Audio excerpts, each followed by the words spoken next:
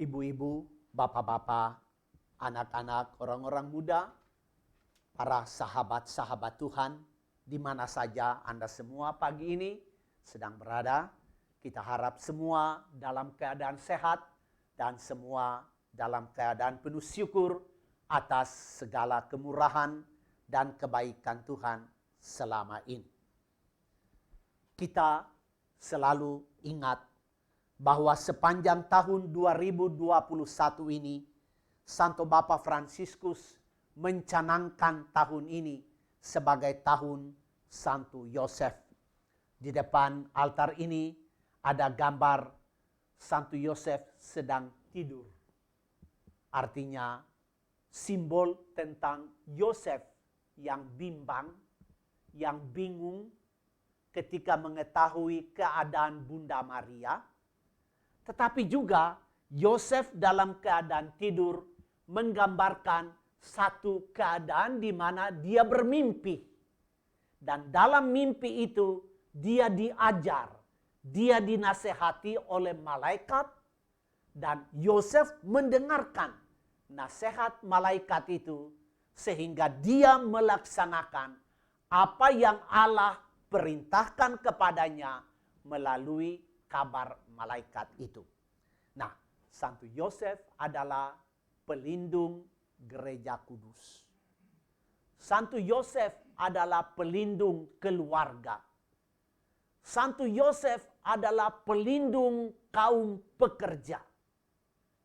Jadi baiklah ibu bapak, kita ingat sepanjang tahun ini coba kita memusatkan perhatian, memohonkan perlindungan bagi keluarga kita, bagi pekerjaan kita, dan bagi gereja kita melalui doa-doa Santo Yosef. Sekarang saya ajak kita untuk beberapa saat merenungkan sedikit kabar gembira yang kita terima pada hari ini. Pertanyaan kita setelah mendengar cerita tentang Yesus yang mengajar di sinagoga, dia mengawali pekerjaan pertamanya itu. Setelah dia dibaptis, dia masuk padang gurun, lalu kemudian memilih murid-murid pertamanya minggu lalu. Nah, sekarang dia mulai mewartakan kerajaan Allah sebagai awal dari pekerjaannya di sinagoga di Kapernaum. Kata dari Markus dalam Injilnya bahwa semua orang terpukau, takjub mendengarkan guru ini karena dia berbicara dengan penuh kewibawaan. Bahkan pada akhir dari Injil dikatakan bahwa dia memerintahkan roh-roh jahat pun keluar dan takluk kepada perintahnya. Jadi orang merasa benar-benar sesuatu yang menakjubkan, kekaguman yang luar biasa pada diri Yesus sendiri. Ibu bapak, saudara-saudari seiman. Apa pesan dari Injil Markus pada hari ini dan bacaan-bacaan kitab suci yang lain? Tadi dalam bacaan pertama dari kitab Keluaran, bagaimana Musa bicara bahwa Allah akan membangkitkan seorang nabi di tengah-tengah Israel.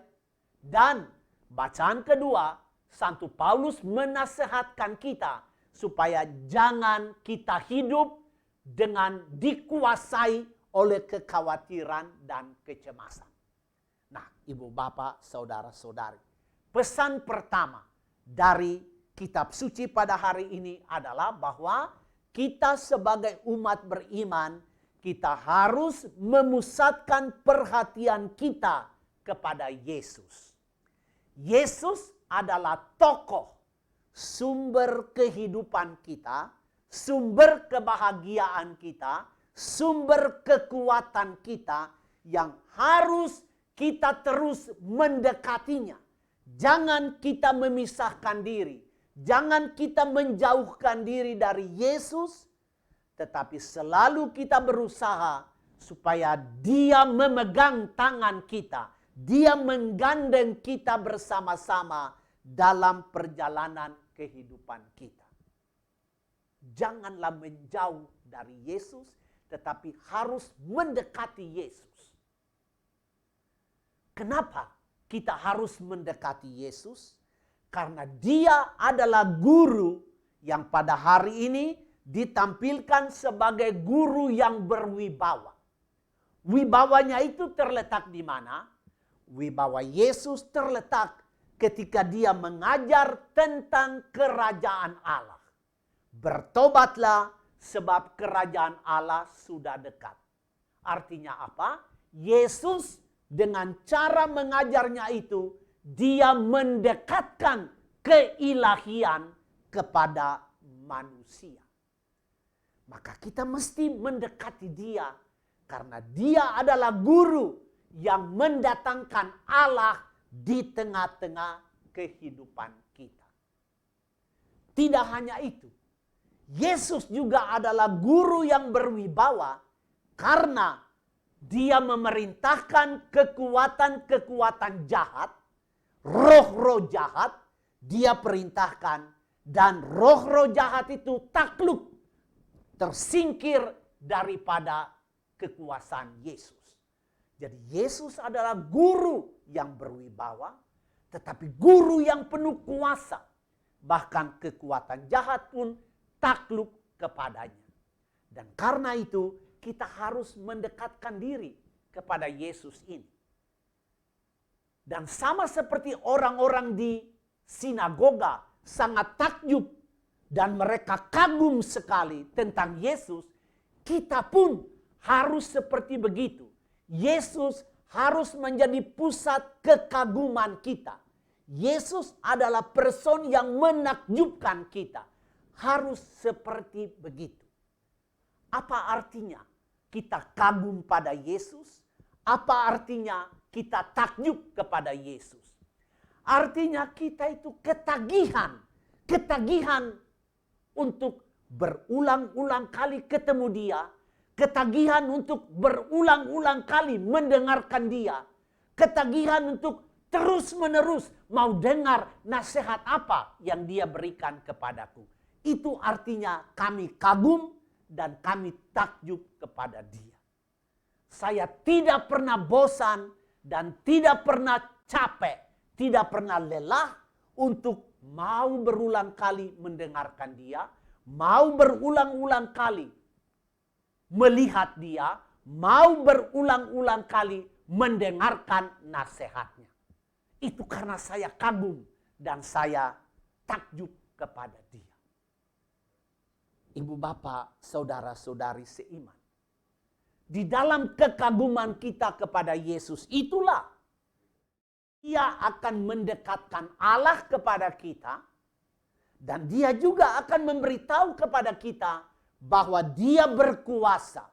Berkuasa untuk mengalahkan kejahatan. Berkuasa untuk menghalau, menyingkirkan roh-roh jahat yang biasanya mengacaukan kita, membingungkan kita, membuat kita lumpuh di dalam perjalanan kehidupan. Karena apa?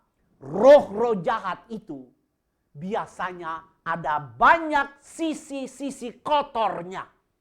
Ada banyak energi negatifnya. Dan roh jahat itulah yang membuat kita salah arah. Yang membuat kita kacau. Yang membuat kita bingung. Dan yang membuat hidup kita tidak tertib. Yesus tidak hanya berkuasa. Karena di dalam dirinya Allah hadir dan penuh kuasa mengusir roh-roh kejahatan, tetapi Yesus pun berkuasa karena Dia memperkenalkan kepada kita lingkaran-lingkaran suci, lingkaran-lingkaran berkat, dan Dia mengundang kita tinggallah di dalam lingkaran berkat ini. Tinggallah di dalam lingkaran suci ini. Jangan engkau keluar dari lingkaran itu. Karena apa?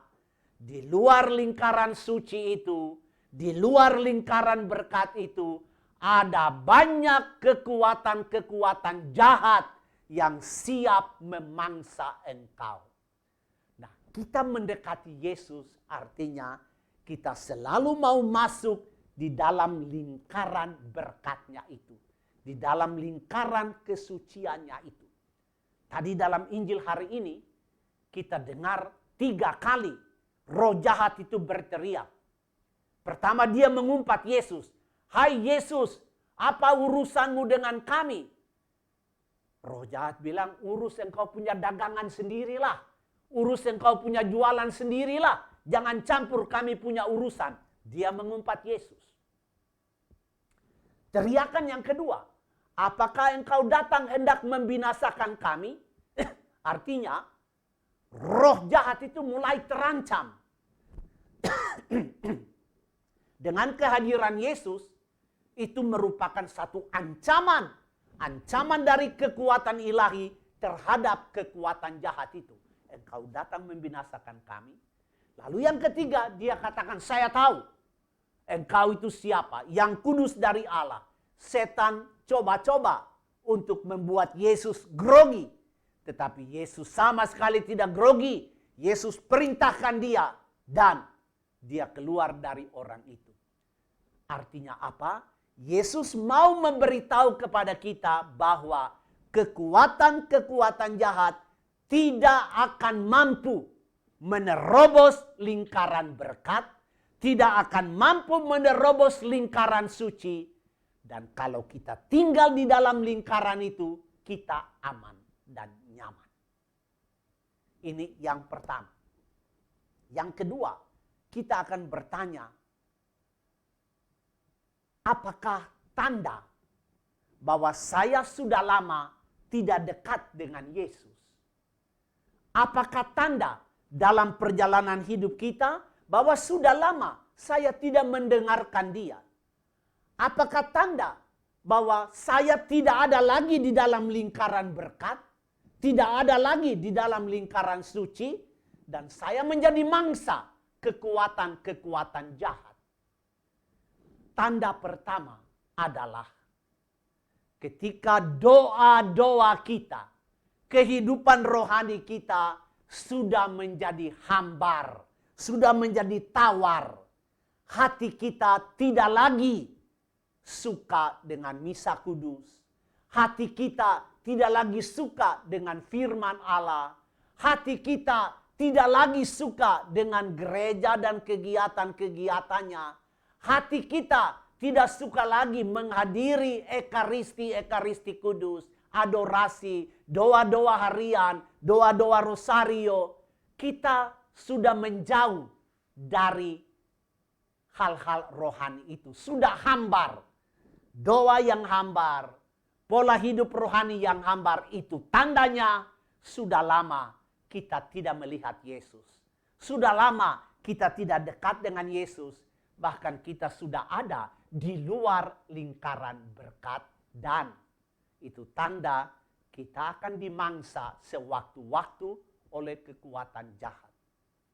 Tanda kedua bahwa kita sudah lama tidak melihat Yesus, sudah lama tidak mendengarkan Yesus, sudah tidak ada lagi di dalam lingkaran berkat. Tanda kedua adalah ketika iman kita itu goyah, iman kita itu bergetar-getar ketika kita berhadapan dengan penggodaan. Ketika kita berhadapan dengan bujukan-bujukan daging, bujukan nafsu, bujukan duniawi. Iman kita goyah. Saya tidak tahu harus buat apa. Nah, ini tandanya bahwa kita itu sedang jauh dari lingkaran berkat itu. Dan tanda ketiga bahwa sudah lama kita tidak melihat Yesus, sudah lama kita tidak mendengarkan Yesus, sudah lama kita berada di luar lingkaran berkat itu adalah ketika kita tidak mampu menghadapi masalah-masalah kehidupan kita hari-hari. Beban-beban hidup harian kita tidak mampu kita pikul dengan sabar dan tabah. Selalu kita marah, selalu kita ngomel, selalu kita takut, selalu kita cemas, dan tidak ada penghiburan, kegembiraan hilang sama sekali. Nah, kita merasa tidak sanggup untuk menghadapi beban-beban hidup harian. Ini tanda saya sudah lama tidak melihat Yesus. Saya sudah lama tidak mendengarkan firman-Nya. Saya sudah keluar dari lingkaran berkat. Ibu bapak, saudara-saudari seiman, kita semua tahu bagaimana orang ketagihan merokok. Kalau tidak ada rokok itu dia gelisah. Bagaimana orang ketagihan alkohol. Kalau tidak ada alkohol, dia gelisah. Tidak tahu melangkah seperti apa. Dan ada banyak ketagihan-ketagihan yang lain. Mari ibu bapak, kita coba belajar melepaskan semua ketagihan-ketagihan itu. Dan kita hanya memiliki satu ketagihan, yaitu ketagihan kita pada Yesus. Berulang-ulang kali saya ingin melihat Dia. Berulang-ulang kali saya mau mendengarkan Dia. Berulang-ulang kali saya mau bicara tentang Dia. Dan saya mau tetap tinggal di dalam lingkaran berkat dan lingkaran kesuciannya. Itu tanda saya ketagihan pada Yesus. Amin.